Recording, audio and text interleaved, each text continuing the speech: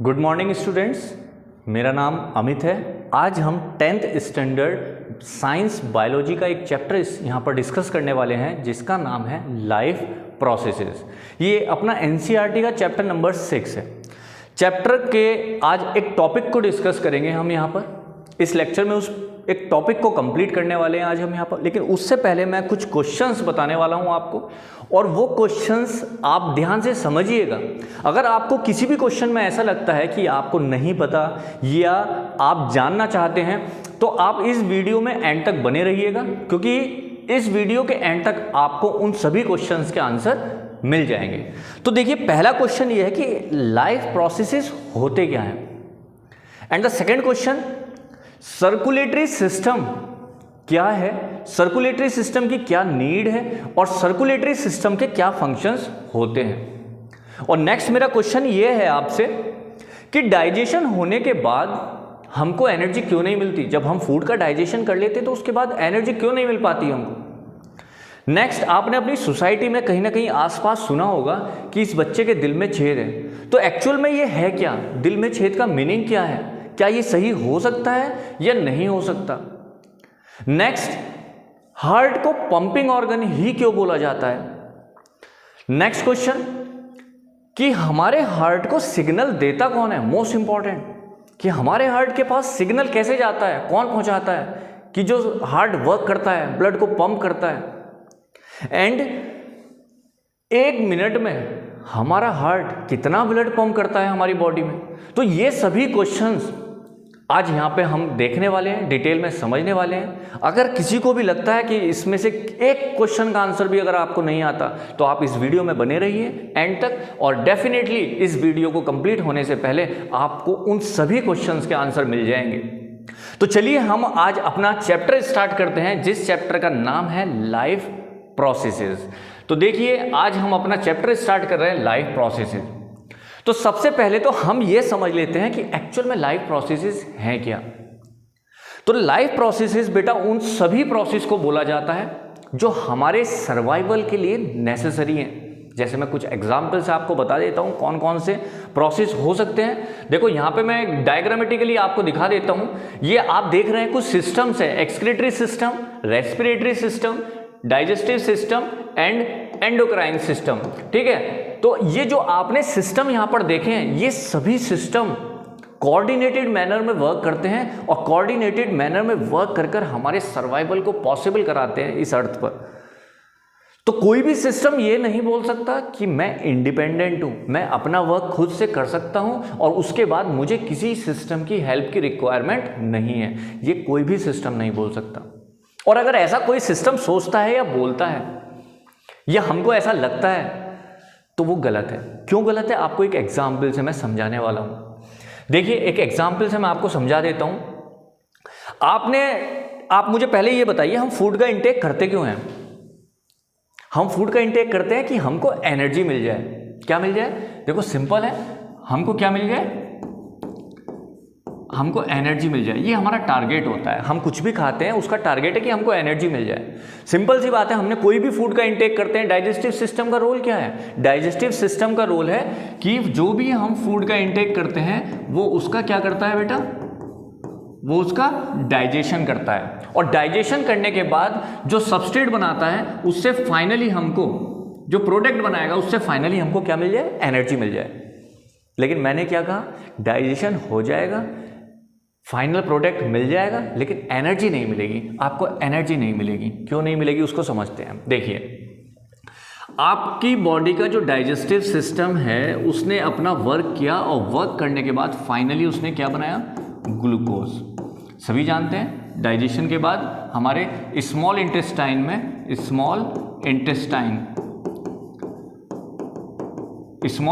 में ग्लूकोज का फॉर्मेशन हो जाता है। अब मेरा क्वेश्चन ये कि डाइजेशन कंप्लीट हो चुका है, ग्लूकोज बन चुका है, क्या आपको एनर्जी मिल जाएगी, लेकिन मेरा नहीं मिलेगी एनर्जी। रीजन क्या है, रीजन ये है कि ये जो ग्लूकोज स्मॉल इंटेस्टाइन में सबसे पहले इसको कहाँ पे भेजा जाएगा बेटा, सबसे पहले इसको भेजा जाएगा सेल के पास। हमारी बॉडी के जो डिफरेंट सेल्स है, क्योंकि हम मल्टी सेलुलर ऑर्गेनिज्म है, तो सभी सेल के पास इसको भेजा जाएगा ग्लूकोज को। अब भेजेगा कौन, उसमें कौन हेल्प करेगा, that is circulatory system. That is circulatory system. तो यहां से रोल स्टार्ट होता है सर्कुलेटरी सिस्टम। तो मैंने कहा था ना कि सिस्टम ने अपना वर्क कंप्लीट कर चुका है, डाइजेस्टिव सिस्टम ग्लूकोज का फॉर्मेशन कर चुका है, लेकिन एनर्जी नहीं मिली। क्यों नहीं मिली? क्योंकि उसको दूसरे सिस्टम की हेल्प लेनी है, दैट इज सर्कुलेटरी सिस्टम। अब उस ग्लूकोज को सर्कुलेटरी सिस्टम ट्रांसपोर्ट करके सेल के पास पहुंचाएगा। तो अब देखिए बेटा, ये ग्लूकोज कहां पे पहुंच जाएगा? C6H12O6, ये सेल के पास पहुंच चुका है। नेक्स्ट क्वेश्चन, क्या अब एनर्जी मिल जाएगी? नहीं मिलेगी, अभी भी एनर्जी नहीं मिलेगी। रीजन क्या है? एनर्जी अभी भी क्यों नहीं मिल पाएगी आपको? बेटा रीजन ये है क्योंकि अभी यहां पर आपको क्या करना होगा? अभी आपको यहां पर ट्रांसपोर्ट करना होगा, आपको यहां पर ट्रांसपोर्ट करना होगा ऑक्सीजन। और ऑक्सीजन को ट्रांसपोर्ट कौन करेगा बेटा? Respiratory system. जो हमारे लंग्स हैं वो यहां तक पहुंचाएंगे सर्कुलेटरी सिस्टम के हेल्प से ऑक्सीजन। तो कहीं ना कहीं इस एक एग्जाम्पल से, छोटे से एग्जाम्पल से मैंने सिर्फ आपको इतना समझाया है कि सभी सिस्टम एक दूसरे पर डिपेंड है, कोऑर्डिनेटेड मैनर में वर्क करते हैं। कोई भी सिस्टम ये नहीं बोल सकता कि मैं इंडिपेंडेंट अपनी फंक्शनिंग को परफॉर्म कर सकता हूं और अपने वर्क को कंप्लीट कर सकता हूं, ये नहीं बोला जा सकता। तो फाइनली हमने कंक्लूड किया है कि ऑल लाइफ प्रोसेसेस और we can say different systems work in a coordinated manner. तो होप आपको ये क्लियर हुआ होगा एक छोटे से एग्जाम्पल से कि सभी सिस्टम वर्क करते हैं। और अगर कोई भी सिस्टम वर्क नहीं करेगा प्रॉपर्ली कोऑर्डिनेटेड मैनर में, तो उसके सिम्टम्स आपको अपनी बॉडी में दिखाई देंगे और वो एक डिसीज के फॉर्म में डायग्नोस किया जाएगा। तो चलिए इससे आगे हम बात करते हैं और अपना स्टार्ट करते हैं। हम जो आज टॉपिक डिस्कस करने वाले हैं दैट इज सर्कुलेटरी सिस्टम। तो अब हम यहाँ पे अपना जो टॉपिक है वो है अपना सर्कुलेटरी सिस्टम। अब बेसिकली मैंने अभी आपको स्टार्टिंग में बताया कि सर्कुलेटरी सिस्टम की नीड क्या है, ठीक है। तो देखो सर्कुलेटरी सिस्टम बेसिकली आप देखिए ग्रोथ, हमारी ग्रोथ के लिए और हमारी बॉडी में जहाँ भी रिपेयर करना है, रिपेयरमेंट का जो भी वर्क है उसके लिए जो भी सप्लाई करनी है न्यूट्रिएंट्स की, ठीक है, एक रेगुलर कांस्टेंट सप्लाई एनर्जी की, वो कौन करता है? Circulatory system. Circulatory system blood के थ्रू ही ट्रांसपोर्ट होकर सेल के पास तक पहुंचते हैं वो न्यूट्रिएंट्स, जिसकी वजह से हमारी ग्रोथ या फिर रिपेयर के लिए जो एनर्जी मिलती है वो मिल पाती है। समझ में आ रहा है? अब अगर हम और बात करें तो देखिए समझिए क्या फंक्शन हो सकते हैं सर्कुलेटरी सिस्टम के। ये एक तो न्यूट्रिएंट्स, एक तो ये न्यूट्रिएंट्स को ट्रांसपोर्ट करता है, जैसे कि आप ऑक्सीजन बोल सकते हैं, जैसे कि आप C6H12O6 बोल सकते हैं ग्लूकोज, या फिर एक्सेट्रा अमीनो एसिड बोल सकते हैं। सेकंड ये क्या कर सकता है बेटा? ये हॉर्मोन्स, ये हॉर्मोन्स को भी ट्रांसपोर्ट करता है। तो हॉर्मोन्स ब्लड में रिलीज किए जाते हैं और ब्लड के थ्रू वो अपने टारगेट ऑर्गन तक पहुंचते हैं, ठीक है। नेक्स्ट क्या किया जाता है? नाइट्रोजीनियस वेस्ट, जैसे कि नाइट्रोजीनियस वेस्ट कौन कौन से हो सकते हैं? यूरिया हो सकता है, यूरिया हो सकता है, यूरिक एसिड हो सकता है, अमोनिया हो सकता है। तो नाइट्रोजीनियस वेस्ट को ब्लड के थ्रू ही एक्सक्रीट किया जाता है, ब्लड के थ्रू ट्रांसपोर्ट किया जाता है, ठीक है। और क्या हो सकते हैं? रेस्पिरेटरी गैसेस हो सकती है बेटा, रेस्पिरेटरी गैसेस, ठीक है। वो कौन कौन सी? ऑक्सीजन एंड कार्बन डाइऑक्साइड, आप जानते हैं। तो ये मैंने तुम्हें जनरल बताया कि सर्कुलेटरी सिस्टम का काम क्या है, ये क्या करने वाला है। तो अब हम इसको स्टार्ट करते हैं डिटेल में और अपने इस लेक्चर को आगे बढ़ाते हैं। तो चलिए अब हम यहां पर स्टार्ट करते हैं अपना ह्यूमन सर्कुलेटरी सिस्टम।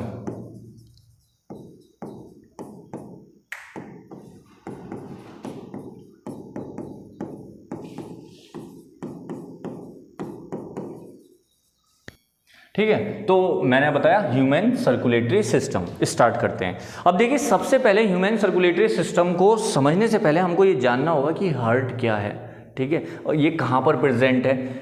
इसका हम देख लेते हैं, इस ऑर्गन के बारे में समझ लेते हैं कि ये कहाँ पे प्रेजेंट है और क्या चीज़ें हैं इसके पास, ठीक है। देखिए अगर हम बात करें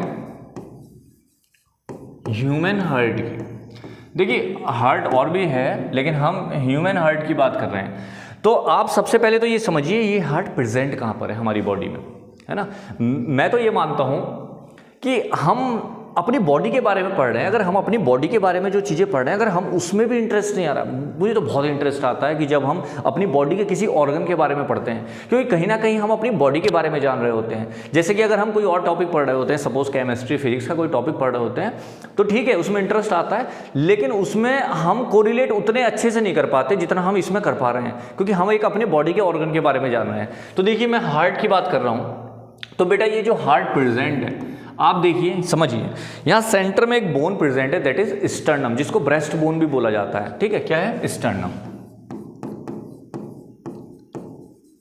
स्टर्नम, ब्रेस्ट बोन भी बोलते हैं। हार्ट जो प्रेजेंट है वो इसके पीछे प्रेजेंट है, स्टर्नम के। ठीक है, ये एक फ्लैट बोन होती है, और ये जो हमारा हार्ट है स्टर्नम के पीछे प्रेजेंट है, बिहाइंड द स्टर्नम। और एक चीज का ध्यान रखिएगा, ये थोड़ा सा शिफ्ट होता है, shift little bit towards the left lung. ठीक है, ये कहां पे शिफ्ट होता है? Left lung, towards the left lung, ये इधर की तरफ शिफ्ट हो जाता है थोड़ा सा।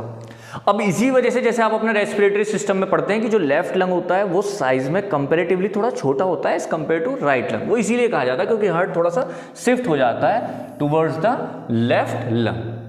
ठीक है, तो मैंने बता दिया कहां पे प्रेजेंट है, रिब केज के अंदर होता है। अब इसका जो साइज होता है वो बंद मुट्ठी के बराबर होता है। ठीक है, size equal to fist, FIST, size. तो साइज की बात की हम। ठीक है, ये शिफ्ट होता है। नेक्स्ट है, ये एक मस्कुलर ऑर्गन है।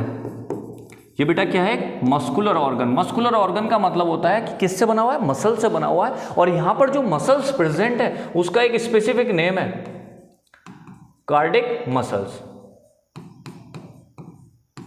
इसको कार्डिक मसल्स बोल देते हैं। ठीक है, तो आपने क्या देखा? आपने देखा कि जो हार्ट है वो हमारे स्टर्नम के नीचे थोड़ा लेफ्ट साइड की साइड शिफ्ट है, बंद मुट्ठी के बराबर उसका साइज होता है, एक मस्कुलर ऑर्गन है, और वो मसल्स को क्या बोला जाता है? कार्डिक मसल्स बोला जाता है। ठीक है, अब अगर हम आगे की बात करते हैं तो आप ये समझिएगा, अगर हम आगे की बात करते हैं तो ये देखिए जो हार्ट है बेटा उसमें चैम्बर्स कितने हैं, हम ये देखते हैं पहले।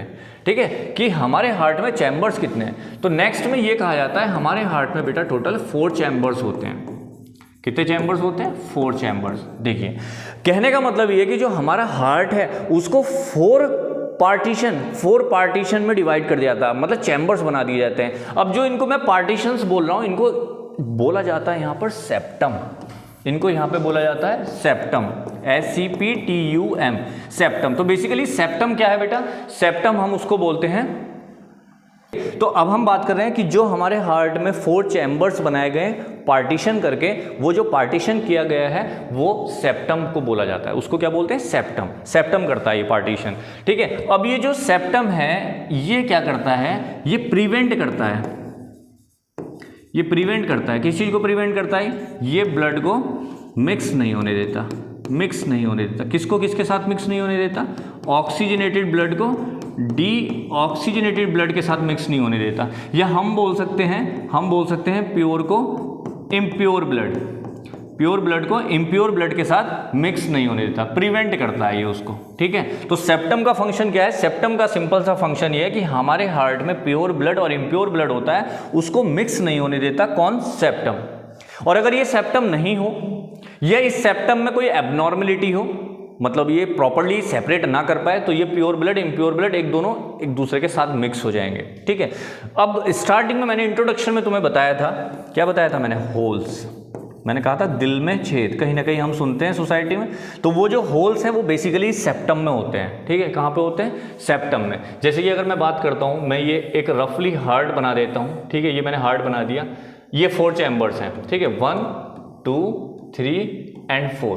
तो ये जो सेप्टम है, ये जो सेप्टम है सेपरेट कर रहा है। अगर यहाँ पर होल प्रेजेंट हो तो ब्लड इधर से इधर और इधर से इधर जा सकता है। ठीक है, तो उससे क्या होगा? जो प्योर ब्लड है वो इम्प्योर ब्लड के साथ मिक्स हो जाएगा। तो मिक्स होने से क्या होती है? एफिशिएंसी डाउन हो जाती है हमारी, हमारे जो काम करने की एफिशिएंसी है वो डाउन हो जाएगी। अब हम कैसे ऑर्गेनिज्म हैं? अगर हम अपनी बात करें तो हम ऐसे ऑर्गेनिज्म हैं जो क्या करते हैं? जो अपने बॉडी के टेम्परेचर को कांस्टेंट मेंटेन करके रखते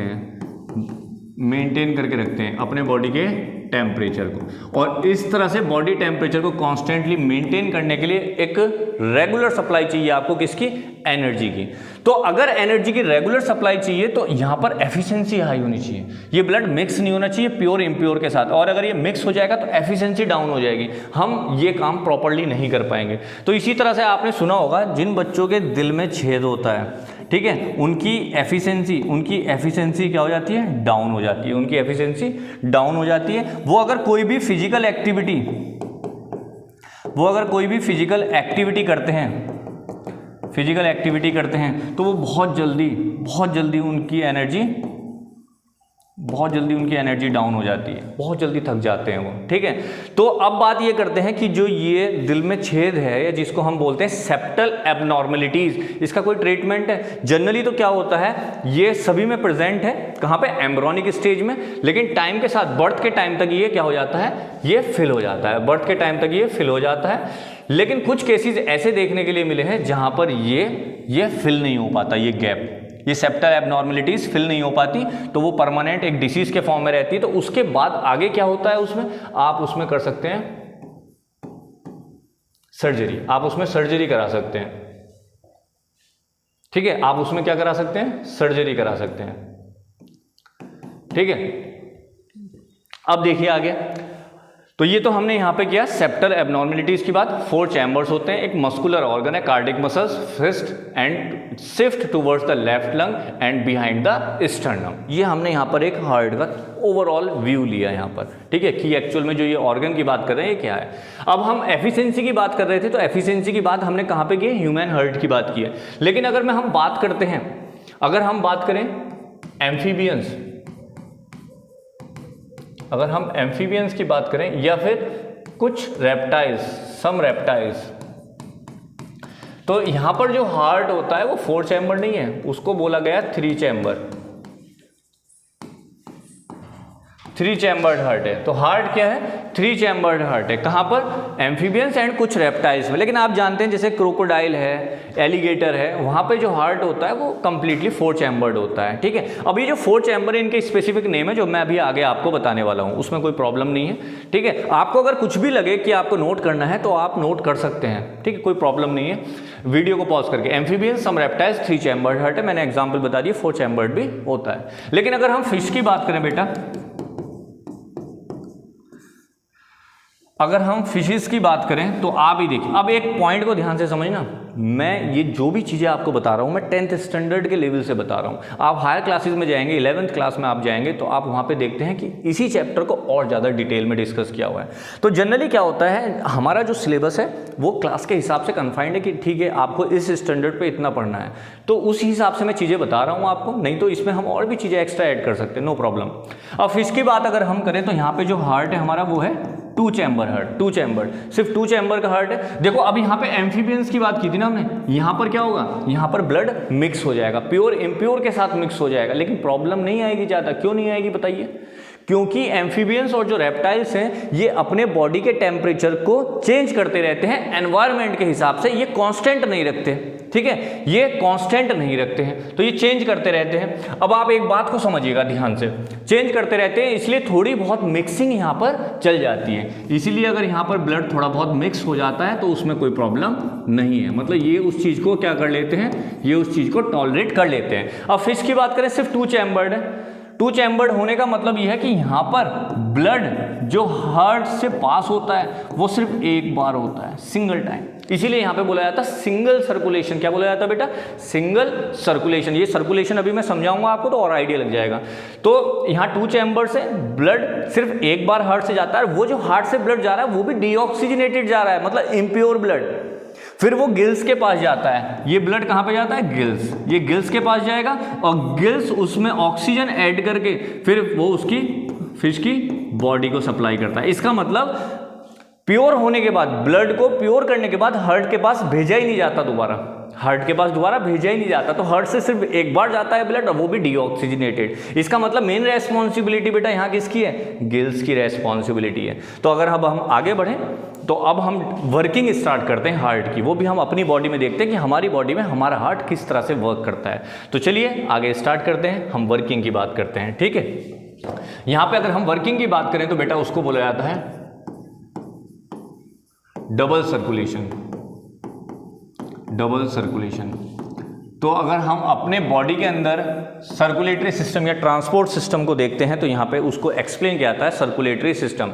तो पहले अगर मैं आपको डायग्राम की बात करूँ तो आप अपनी एनसीईआरटी में डायग्राम देखिएगा।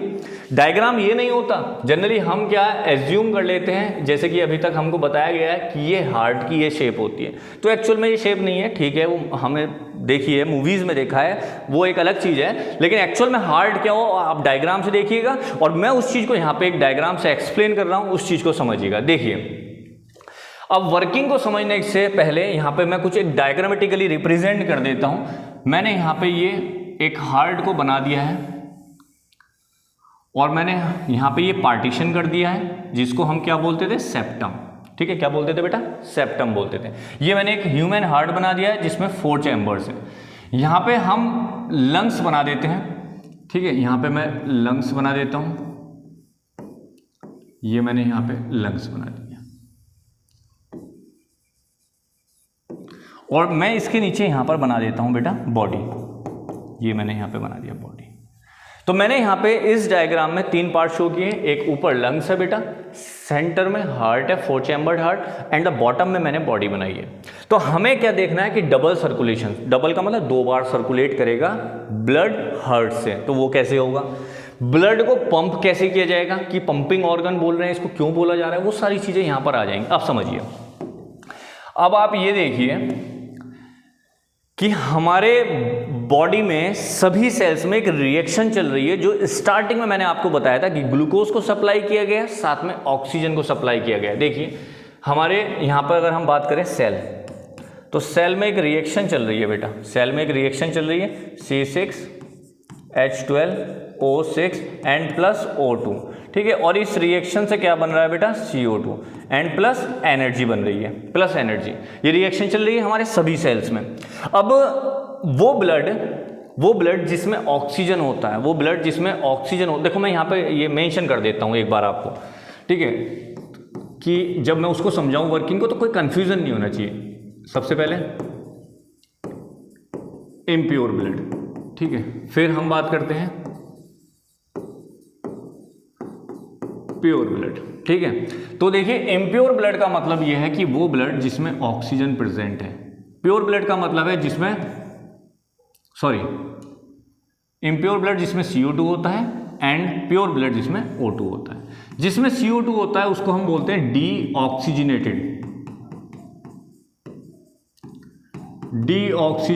Blood and this is oxygenated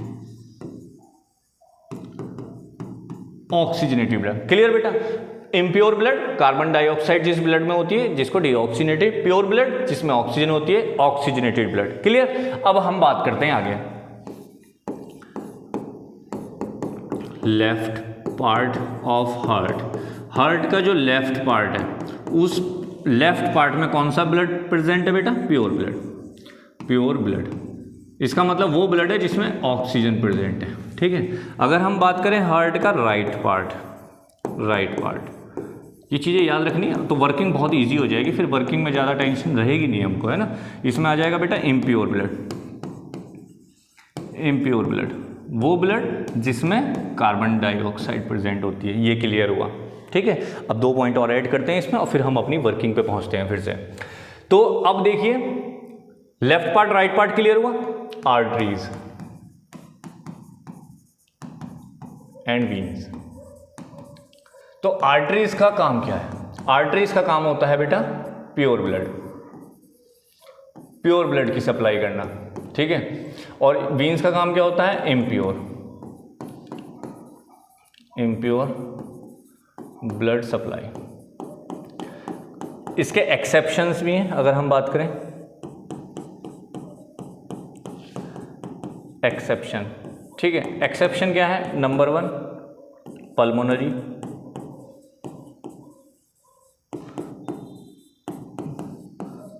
artery. तो पल्मोनरी आर्टरी का काम क्या होता है, पल्मोनरी आर्टरी का काम क्या, प्योर ब्लड, लेकिन इसमें कौन सा ब्लड होता है, डीऑक्सीजनेटेड। ये डीऑक्सीजनेटेड ब्लड की सप्लाई करता है, ठीक है। अब हम यहाँ पे आ जाते हैं फिर से, देखिए नंबर 2 है पल्मोनरी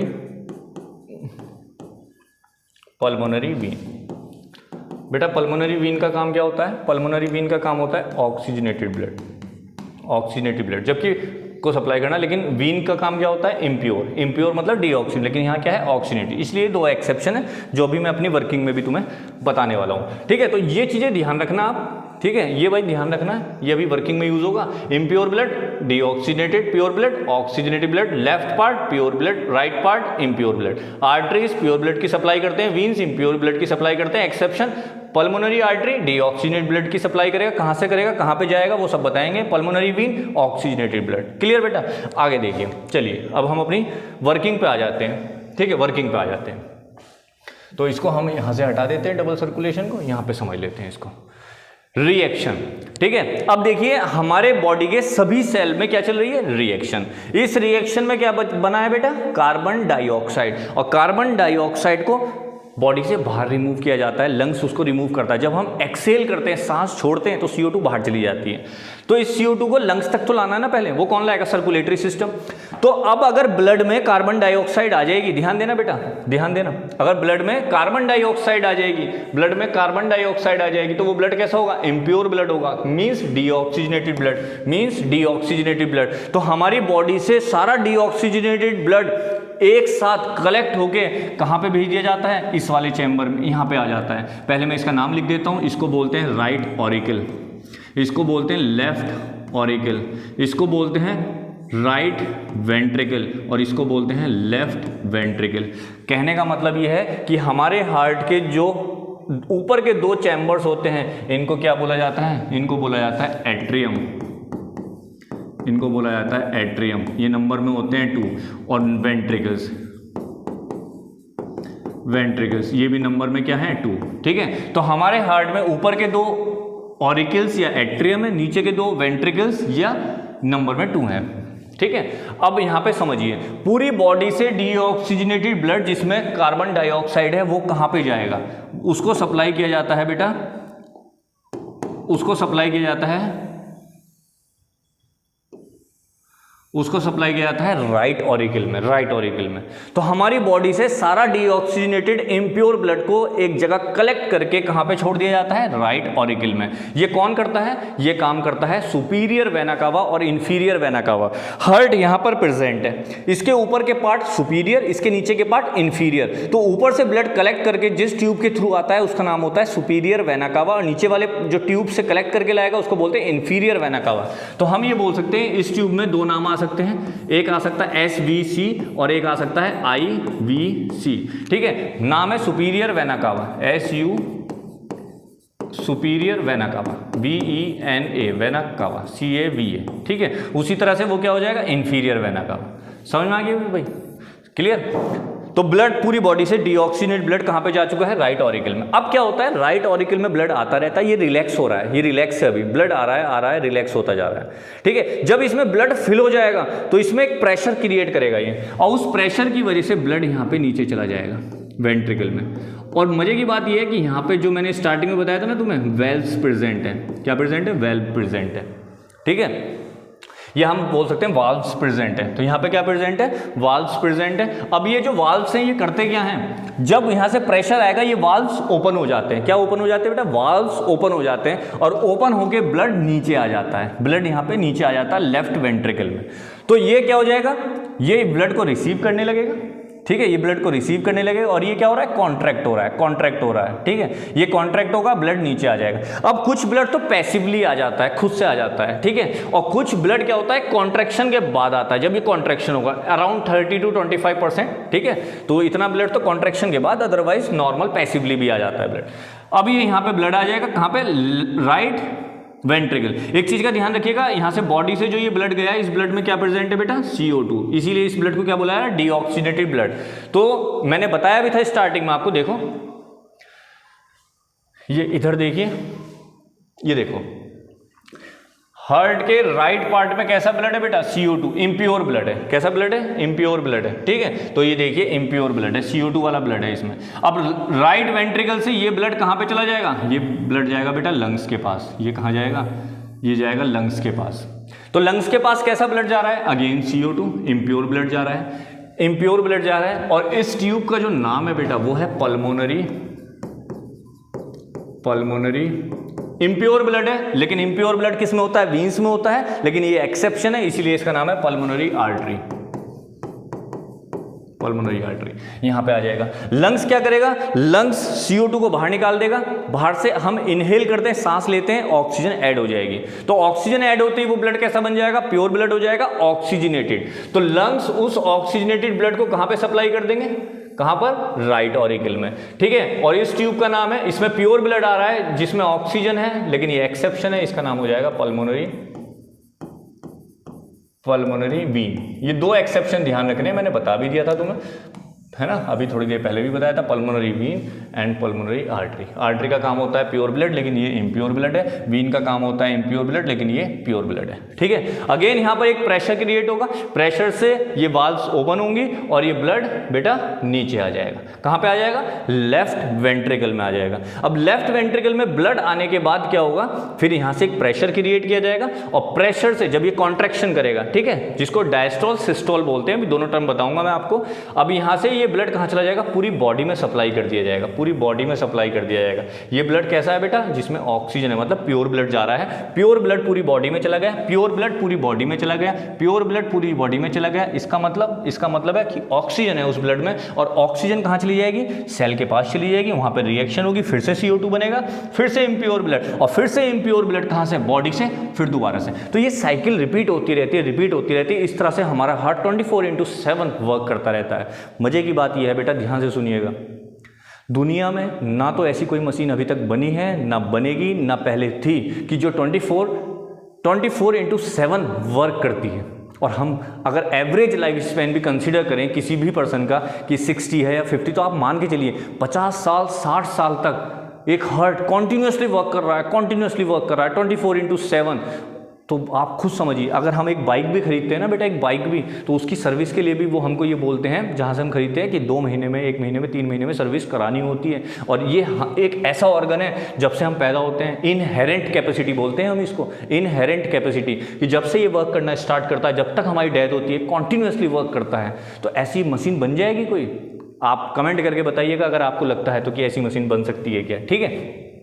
तो ये हमने ओवरऑल व्यू देखा। इस ट्यूब का नाम बचा है, इस ट्यूब को बोलते हैं एओर्टा, AORTA, एओर्टा। अब मुझे इन ट्यूब्स के बारे में बताना है, वो आपको बता दिया है, एक्सेप्शन एओर्टा। इसकी जो थिकनेस है वो सबसे ज़्यादा होती है, ठीक है, इसकी जो थिकनेस होती है वो सबसे ज़्यादा होती है। किसकी? एओर्टा। क्यों होती है वो भी अभी मैं आपको बताऊंगा।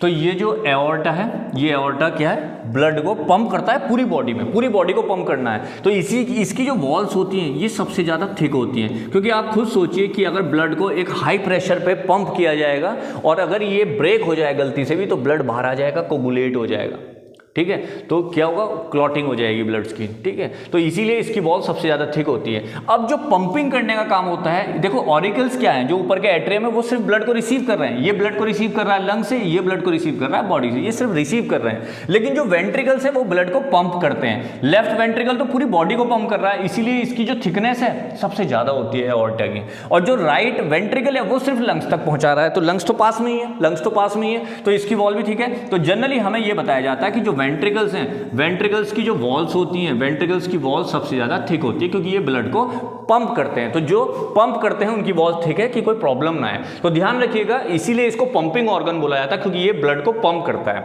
अब यहाँ पे इसको डबल सर्कुलेशन क्यों बोलते हैं? स्टार्टिंग में हेडिंग थी, तो देखिए सर्कुलेशन 2 बार हो रहा है। एक बार ये सर्कुलेशन चल रहा है कि बॉडी से ऑरिकल, ऑरिकल से वेंट्रिकल और वेंट्रिकल से लंग, सिंगल। उसके बाद ये सेकंड सर्कुलेशन, ब्लड प्यूरिफाई होकर दोबारा से हार्ट में आ रहा है। तो हार्ट में ब्लड 2 बार जा रहा है, एक बार इम्प्योर ब्लड और एक बार प्योर ब्लड, और प्योर ब्लड दोबारा से पंप होके बॉडी में। तो इसीलिए हमारी बॉडी में इसको बोला जाता है बेटा डबल सर्कुलेशन।